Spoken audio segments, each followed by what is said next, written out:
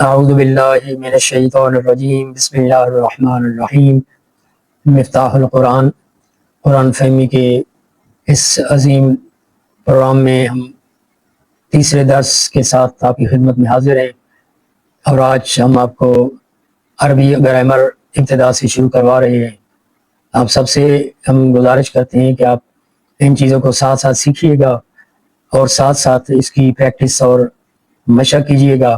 انشاءاللہ جیسے جیسے ہم آگے چلتے جائیں گے آپ خود قرآن مجید کے الفاظ کو سمجھنے لگ جائیں گے، ترجمہ کرنے کے قابل ہو جائیں گے۔ تو ہم نے آپ کو کوئی رٹے کا نہیں کہنا، آپ خود لفظ کو دیکھ کے آپ پہچان جائیں گے کہ یہ لفظ اسم ہے، فعل ہے، حرف ہے، پھر اسم ہے تو اس کی کون سی قسم ہے، فعل ہے تو اس کی کون سی قسم ہے، اور اس کا ترجمہ کیسے کرنا ہے۔ یعنی علم صرف اور علم نحو دونوں کو ہم ساتھ لے کر چلیں گے۔ تو آج ہم ابتدا کریں کلمہ اور اس کی اقسام، اور پھر اسم اور اس کی علامات ہم آپ کی خدمت میں پیش کریں گے۔ تو آپ نوٹ بک ساتھ ضرور رکھیے گا اور ان چیزوں کو اپنے پاس نوٹ کرتے جائیں۔ جو بات سمجھ لائے وہ آپ یوٹیوب پہ ہمیں کمنٹس میں بتائیں، ہم انشاءاللہ اس کو اور اچھے انداز سے پیش کریں گے۔ تو ان کی پریکٹس کریں اور قرآن مجید کے الفاظ میں ان کی پریکٹس کرنی ہے۔ تو دیکھتے ہیں کلمہ سے بات شروع ہوتی ہے۔ کلمہ یعنی وہ اکیلا لفظ جو اپنا معنی ظاہر کرے، یعنی ایسا لفظ کہ جب بھی آپ کے سامنے وہ آتا ہے تو اس سے کوئی نہ کوئی معنی سمجھ آتا ہے۔ جیسے عنبن عربی میں انگور کو کہتے ہیں، فاکہتن پھل کو کہتے ہیں، نصرہ اس نے مدد کی، ابقا وہ بھاگ گیا، فی میں من سے وغیرہ وغیرہ اور اس طرح کے الفاظ۔ تو کلمہ کی اقسام، کلمہ کی عربی زبان میں صرف 3 اقسام ہیں۔ جتنا آپ کو قرآن نظر آ رہے ہیں، احادیث نظر آ رہی ہیں، ان تمام میں جتنے بھی کلمات استعمال ہوئے ہیں وہ ان 3 قسموں میں سے کوئی ایک قسم ہوگا۔ یا وہ کلمہ اسم ہوگا، یا وہ کلمہ فعل ہوگا، یا وہ کلمہ حرف ہوگا۔ اس کے علاوہ عربی زبان میں اور کچھ نہیں ہے۔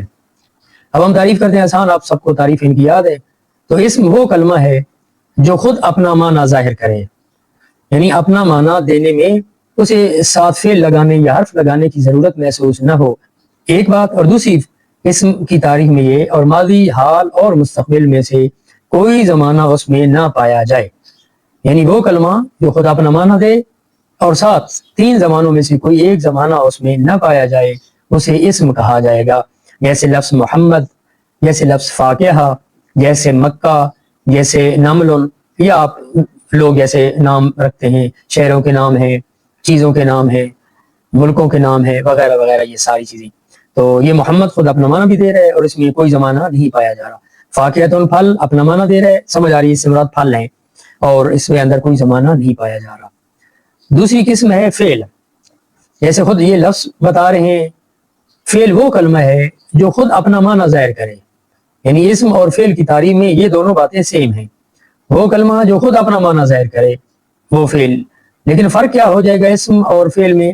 اور ماضی، حال اور مستقبل میں سے کوئی زمانہ اس میں پایا جائے، یعنی فعل وہ ہے جو خود اپنا معنی تو دے رہا ہے، اس سے معنی سمجھ بھی آ رہا ہے، لیکن اس میں 3 زمانوں میں سے کوئی ایک زمانہ بھی پایا جاتا ہوگا تو اسے فعل کہیں گے، اور جس میں کوئی زمانہ نہیں پایا جاتا ہوگا اسے اسم کہا جائے گا۔ جیسے نصرہ اس نے مدد کی، اس میں زمانہ ماضی پایا جا رہا ہے۔ ابقا وہ بھاگ گیا، وہ فرار کر گیا، جیسے آیت میں آپ نے دیکھا، یہ اس میں بھی فعل ماضی ہے۔ ینصر وہ مدد کرتا ہے یا کرے گا، اس میں حال اور استقبال پایا جا رہا ہے۔ انصر فعل امر، تو مدد کر، اب اس میں بھی زمانہ حال پایا جا رہا ہے، وغیرہ وغیرہ۔ اس طرح قرآن مجید کی آگے جیسے ہم چلتے جائیں گے تو بے شمار انشاءاللہ مثالیں ہیں گی۔ تیسرا ہے کلمہ کی قسم حرف۔ حرف اس کلمہ کو کہتے ہیں جو دوسرے کلمہ یعنی اسم اور فعل کے ساتھ ملے بغیر اپنا معنی ظاہر نہ کرے، یعنی جس کو اگر اکیلا استعمال کیا جائے، ساتھ اسم اور فعل استعمال نہ کیے جائیں تو وہ خود اکیلا اپنا معنی نہیں دیتا، بلکہ وہ اپنا معنی دینے میں اسم اور فعل کا محتاج ہوتا ہے۔ یعنی جب اسم اور فعل کے ساتھ آئے گا کسی جملے میں تو پھر اس کا معنی سمجھا جائے گا، اور اگر الگ وہ استعمال ہوگا تو پھر اس سے اس کا وہ والا معنی نہیں سمجھا جائے گا۔ جیسے من کا معنی سے، الا کا معنی تک، اور فی کا معنی ہم میں کرتے ہیں، تو یہ سمجھانے کے لیے یہاں پہ لکھا ہے یہ من سے والا معنی، الا تک والا معنی، اور فی میں والا معنی اس وقت دے گا جب یہ کسی جملے میں استعمال ہوگا، اس کے ساتھ اسم اور فعل آئے ہوئے ہوں گے، تو پھر یہ اپنا معنی دے گا. جیسے آگے مثالوں میں انشاءاللہ ہم آپ کو تفصیلاً اس کے بارے میں بتائیں گے. تو پہلا جو بنیادی چیز یاد کرنے والی ہے وہ کلمہ، وہ اکیلا لفظ جو خود اپنا معنی ظاہر کرے. اس کی 3 قسمیں عربی زبان میں، وہ اسم ہوگا یا فعل ہوگا یا حرف ہوگا. اسم وہ کلمہ جو خود اپنا معنی دے اور اس میں زمانہ کوئی نہ پایا جائے. فعل وہ کلمہ جو خود اپنا معنی ظاہر کرے اور 3 زمانوں میں سے کوئی ایک زمانہ اس میں پایا جائے. حرف وہ کلمہ جو خود اپنا معنی اکیلے نہ دیتا ہو بلکہ اسم اور فعل کے ساتھ مل کر اپنا معنی دیتا ہو، اسے حرف کہا جائے گا. اب نیکسٹ سلائیڈ میں ہم جاتے ہیں اور اس میں ہم آپ کو انشاءاللہ جو اسم ہے اس کی علامات آپ کو بیان کرتے ہیں. تو آپ ان چیزوں کو ساتھ ساتھ نوٹ کرتے جائیں. اب ہم آپ کو بتاتے ہیں کہ اسم قرآن میں یقینی ہو تو کیسے ہم پہچانے کہ یہ اسم ہے، یہ فعل ہے یا حرف ہے.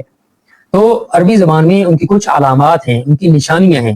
جیسے باقی چیزوں کو ہم ان کی علامات اور نشانیوں سے پہچانتے ہیں، اسی طرح اسم کی بھی علامات ہیں، اس کی بھی نشانیاں ہیں. تو یہ چند ایک اہم نشانیاں، علامات ہم آپ کو بتا رہے ہیں. یہ آپ یاد کر لیں اور پھر قرآن مجید میں آپ ایسے الفاظ نکالیں کہ جن کے اندر یہ نشانیاں پائی جائیں، یہ علامات پائی جائیں، تو آپ یقین کر لیجئے گا کہ وہ اسم ہے، فعل اور حرف نہیں ہے. تو اسم کی پہلی علامت یہ الف لام ال، یعنی اسم کے شروع میں الف لام ال آتا ہے. جس لفظ کے شروع میں یہ الف لام آیا ہوا ہو وہ آپ یقین جانیں کہ وہ اسم ہوگا. جیسے کتاب کی شروع میں الکتاب، قلم کی شروع میں القلم، حمد کی شروع میں آپ لگا دیتے ہیں الحمد. تو یہ شروع میں الف لام جس کلمے کے لگا ہوا ہو اس کو آپ اسم کہیں گے، وہ فعل اور حرف نہیں ہوگا. دوسری علامت ہے تنوین. تنوین کا مطلب ہے 2 زبر، 2 زیر اور 2 پیش. اسم کے آخری حرف پر اگر 2 زبر، 2 زیر یا 2 پیش آئے ہوئے ہوں تو اس کو بھی ہم کہیں گے یہ اسم ہے، یہ فعل اور حرف نہیں ہے. جیسے کتاب، قلم، کتابن، قلمن. آپ تینوں اعراب پڑھ سے کتابن، کتابن، کتابن، قلمن، قلمن، قلمن، یا کتابن، کتابن، کتابن. تو آخر میں اگر 2 زبر، 2 زیر یا 2 پیش آئیں تو اس کا مطلب ہے وہ بھی عربی زبان میں اسم ہے، فعل اور حرف نہیں ہے. تیسری علامت ہے حروف جر. یہ کافی تعداد میں ہے، یہ آگے انشاءاللہ گرامر میں جیسے ہم بڑھتے چلے جائیں گے تو یہ کچھ اصطلاحات ہم وہاں ان کی وقت پر وضاحت کریں گے تو زیادہ آپ کو آسانی رہے گی. تو حروف جر سے مراد ہے یعنی وہ حروف کی جو اپنے بعد آنے والے لفظ یا کلمے کو زیر دیتے ہوں. تو اسم کے شروع میں حروف جر میں سے کوئی اگر حرف آ جائے تو اس حروف جر کے بعد آنے والے جو کلمہ ہوگا اس کو بھی ہم اسم کہیں گے، وہ فعل اور حرف نہیں ہوگا. جیسے شروع میں با آ جائے، تا، کاف، لام، واو، من، فی، عن، علا، الا وغیرہ وغیرہ یہ آتے ہیں. تو یہ جب آئے ہوئے ہوں اور ان کے بعد جو کلمہ ہوگا اس کو آپ اسم کہیں گے، فعل اور حرف نہیں کہیں گے. مثال جیسے فی البیت، گھر میں. تو البیت سے پہلے چونکہ فی آیا ہوا ہے حرف جر، اس لیے البیت کو ہم اسم کہیں گے، حرف نہیں کہیں گے، فعل نہیں کہیں گے. اس کے اندر ایک اور نشانی بھی موجود ہے، بیت کی شروع میں الف لام بھی آیا ہوا ہے تو ایک ہی کلمے میں ایٹ اے ٹائم ایک ہی دفعہ 2 علامات بھی ہو سکتی ہیں، 3 علامات بھی ہو سکتی ہیں. تیسری جو نشانی ہے اور علامت ہے وہ حروف ندا. ندا یعنی حروف ندا وہ حروف ہیں جن کے ذریعے سے ہم کسی کو پکارتے ہیں. جیسے آپ کہتے ہیں یا محمد، یا اللہ، یا احمد، یوں پکارتے ہیں تو اس کا مطلب ہے اے اللہ، اے احمد. تو حروف ندا یعنی اسم کو پکارنے کے لیے اس سے پہلے حرف ندا جیسے یا ایھا آ سکتا ہے. تو یا ایھا حروف ندا کے بعد جو آئے گا وہ اسم ہوگا، اسے فعل اور حرف نہیں کہیں گے. جیسے یا رجلو، اے آدمی، یا محمدو، اے محمد، یا اللہ ہو، یا رحمان ہو، یا رحیم ہو، ہم اکثر دعاؤں میں استعمال کرتے ہیں. تو جب شروع میں حرف ندا آیا ہوا ہو تو اس کے بعد اسم آتا ہے، فعل اور حرف نہیں آتا. اس کے بعد 5ویں نشانی ہے مضاف الیہ. یعنی جو کلمہ مضاف الیہ واقع ہوا ہوگا اور اس سے پہلے ایک اسم اس کی طرف مضاف ہو رہا ہوگا، اس کو اس کی طرف نسبت دی جائے گی، جس کا اردو میں ترجمہ کرتے وقت کا کے کی آتا ہے. تو وہ مضاف ہونا بھی اسم کی علامت ہے، فعل اور حرف کی علامت نہیں ہے. یعنی اسم اپنے سے اگلے اسم کی طرف مضاف ہو سکتا ہے، یعنی اس کے ساتھ جڑا ہوا ہو سکتا ہے، اس کو اس کے ساتھ تعلق ہوتا ہے. تو اردو میں اس کا ترجمہ کا کے ساتھ آتا ہے. جیسے کتاب اللہ، اللہ کی کتاب، رسول اللہ، اللہ کا رسول. تو یہ لفظ کتاب اور رسول اللہ اگر ہم کہیں تو رسول چونکہ یہ مضاف ہو رہے ہیں، کتاب لفظ اللہ کی طرف اور رسول لفظ اللہ کی طرف، تو اس وجہ سے ان دونوں کتاب اور رسول کو ہم اسم کہیں گے، فعل اور حرف مضاف نہیں ہوتے۔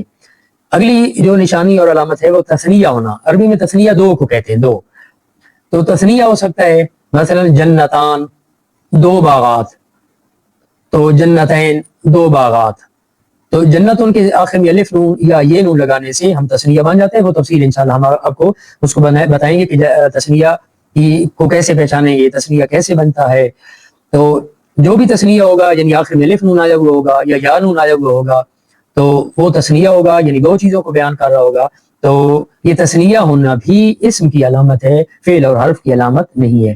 اس طرح جمع ہونا، مفرد کلمہ ہے اس کو جو جمع، تو اسم جمع ہو سکتا ہے، جیسے نہر کی جمع انہار، مسلمون کی جمع مسلمون یا مسلمین، تو یہ انہار اور مسلمون اور مسلمین یہ چونکہ جمع ہے تو اس کا مطلب ہے یہ بھی اسم ہے، اسماء ہے، یہ فعل اور حرف نہیں ہے۔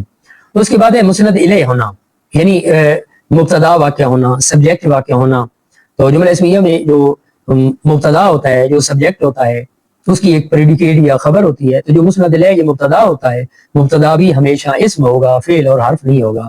یعنی جو لفظ کسی جملے میں مبتدا یا فعل کا فاعل یا نائب فاعل بنے وہ بھی عربی زبان میں اسم ہوگا، جیسے وعد المتقون، جیسے قرآن میں وعد المتقون، متقون سے وعدہ کیا گیا، تو یہ متقون لفظ ہے یہ اسم ہے اور وعدہ اس کا فعل مجہول ہے۔ تو اب متقون میں آپ دیکھیں تو ایٹ اے ٹائم کی اس کے اندر علامات پائی جا رہی ہیں۔ مثلا یہ وعدہ کا نائب فاعل بھی واقع ہو رہا ہے، یعنی مسند الیہ بھی واقع ہو رہا ہے، دوسرا اس کے اوپر الف لام بھی داخل ہے، یہ جیسے ہم نے شروع میں علامت بتائی تھی، اور اس طرح واو نون بھی لگا ہوا ہے اس کے آخر میں، تو یہ جمع بھی واقع ہو رہا ہے۔ تو ایٹ اے ٹائم اس کے اندر اسم کی تین علامات پائی جا رہی ہیں۔ اور آخر میں آخری جو علامت ہے، آخر میں تائے متحرکہ کا ہونا جو سکون کے وقت ہا میں بدل جاتا ہے، تو یہ بھی اسم کی علامت ہے، جیسے طلحتن یہ آخر میں گولتا آتی ہے، ضاربتن یہ گولتا ہے، فاکہتن گولتا ہے، جیسے عائشتن، جیسے فاطمتن۔ تو جب اس کے اوپر اب وقف کریں گے، سکون کریں گے، تو طلحتن کو طلحہ پڑھا جائے گا، ضاربتن کو ضاربہ، فاکہتن کو فاکہہ، عائشتن کو عائشہ، فاطمتن کو فاطمہ۔ تو جس کلمے کے آخر میں یہ تائے متحرکہ آئی ہوئی ہو، جسے وقف کی صورت میں سکون کی حالت میں وہ تا کو ہا پڑھا جاتا ہے، وہ ہا میں بدل جاتی ہے، تو یہ بھی اسم کی علامت ہے، فعل اور حرف کی علامت نہیں۔ تو یہ علامات آپ یاد کریں، جس کلمے کی شروع میں الف لام آیا ہوا ہو، جس کلمے کے آخر میں تنوین آئی ہوئی ہو، جس کلمے کی شروع میں حروف جر میں سے کوئی حرف آیا ہوا ہو، جس کلمے کی شروع میں حروف ندا میں سے کوئی حرف آیا ہوا ہو، جو کلمہ دوسرے کلمے کی طرف مضاف ہو رہا ہو، جو کلمہ تثنیہ ہو یا جمع ہو یا مسند الیہ واقع ہو۔ مسند الیہ میں تینوں باتیں آ جاتی ہیں، مبتدا واقع ہونا، فاعل واقع ہونا یا نائب فاعل واقع ہونا، یا جس کے آخر میں تائے متحرکہ آئی ہوئی ہو جو وقف اور سکون کی صورت میں ہا میں بدل جاتی ہے۔ تو یہ تمام اسم کی علامات ہیں۔ آپ کہیں گے یہ اسم ہے، یہ فعل اور حرف نہیں ہے۔ جب آپ کو اسم کی علامات پتہ چل جائے گی تو آپ کے لیے اس لفظ کا یا اس آیت کا ترجمہ کرنا آسان ہو جاتا ہے۔ خداوند عالم ہمیں قرآن مجید کو پڑھنے، سمجھنے اور اس پر عمل کرنے کی توفیق عطا فرمائے۔